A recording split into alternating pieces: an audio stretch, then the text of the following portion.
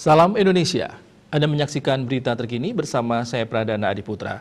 Pemirsa, gugus tugas percepatan penanganan COVID-19 Kabupaten Bangli mencatat 3 pasien COVID-19 di Kabupaten Bangli meninggal dunia dalam sehari. Ketiganya meninggal saat menjalani perawatan di RSU Bangli.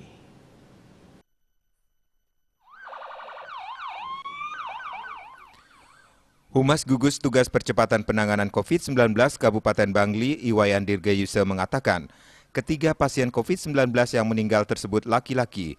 2 merupakan warga desa Jehem, Kecamatan Tembuku, masing-masing berusia 80 tahun dan 51 tahun. Satu pasien lainnya, warga Kelurahan Kawan Bangli berusia 66 tahun. Pasien meninggal dengan diagnosa COVID-19 gejala berat. Ketiganya meninggal saat menjalani perawatan di ruang isolasi Wing RSU Bangli. Dengan tambahan 3 kasus meninggal tersebut, total jumlah kasus meninggal akibat COVID-19 di Kabupaten Bangli sebanyak 88 orang. Selain kasus meninggal, di hari yang sama gugus tugas juga mencatat adanya tambahan kasus terkonfirmasi positif sebanyak 7 orang.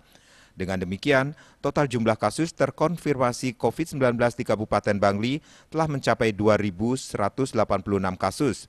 Dari jumlah itu, 2.046 kini sudah sembuh, 55 diantaranya masih dirawat. Dayu Swasrina, Bali Post melaporkan. Untuk mencegah penyebaran COVID-19, singkat pesan Ibu selalu terapkan 3M, wajib memakai masker, wajib mencuci tangan, dan wajib menjaga jarak, serta wajib menghindari kerumunan. Dengan penerapan perilaku 3M, Indonesia segera terbebas virus corona menuju Indonesia maju. Tetaplah bersama Bali TV.